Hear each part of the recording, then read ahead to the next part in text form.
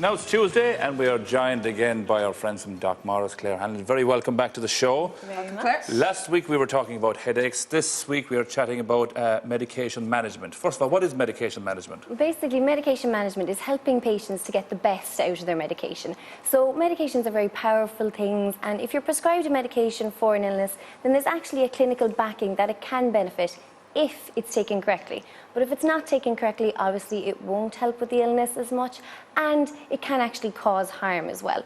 So something that we'd tie in with that would be what's known as non-adherence. So that's basically any way that the way we take our medications would differ from how it's prescribed. Claire, I find this quite amazing, this statistic here in Ireland and in developing countries like Ireland. In heart disease, a year after a heart attack, 25 to 50% of people are not taking heart medication. After having a heart attack and being put on this medication, they just stop.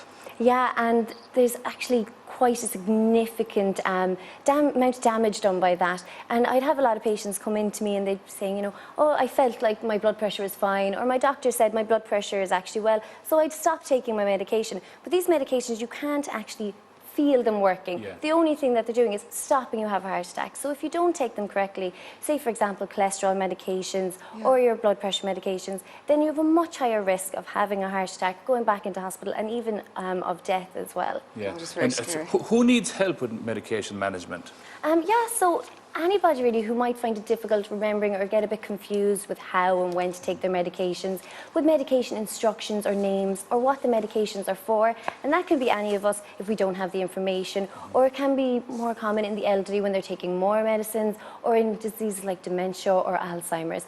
Also people who might have a lot of medications in different areas in the house, or who might take more than 5 medications, which is known as polypharmacy, and about a fifth of people over the age of 50 would actually have more than 5 medications. And that is actually true, because I mean, if you have somebody that's maybe had a stroke or a heart attack, and they could have been on cholesterol tablets, blood thinners, various, easily add up to 5. Now you've got some paraphernalia there in front of you. Let's start first with that basic tablet box. Yeah, so a lot of people maybe, just even in general, they might find it difficult to open the child-resistant caps, and I know it is actually like sometimes like Fort Knox getting into them.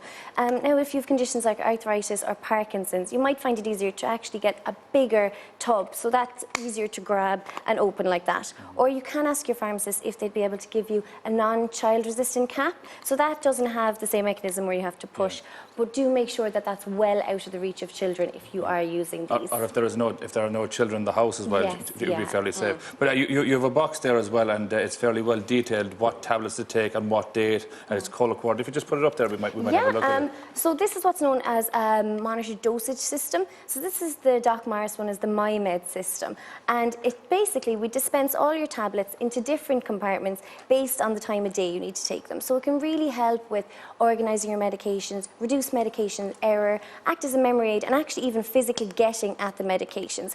Now, a lot of pharmacies will have them, but our one is the only one that's actually made with recommendations from the Carers Association, Age Action Ireland, and Comfort Keepers Home Care. So like the red and white patterns, the easy to read symbols. And hold it up there, Claire, just so we can pick it up on that camera. So really, to be honest about things, you have certain highlights and certain little pictures even for nighttime, so you know when to take them. Do you put the medication in that for the patient if they wish? Yes, we will. Yeah. So ask your pharmacist, pop into DocMorris, and we'll set out, we have a little chart, and we'll make sure that the right tablets are to put in the morning and then in the evening. Then you can easily just pop them open, and we have a little device called a pill wizard, and that slots directly in there. You can tip them out and then take them away nice and easily. Because even outside elderly people and stuff like that, even if a young person in the fit your health, you'd forget what to take. Yeah, you think you may have taken it earlier on. Yeah, exactly. And what we would recommend is get the information. So the key to medication management is actually having the information. So there'd be a couple of things we'd always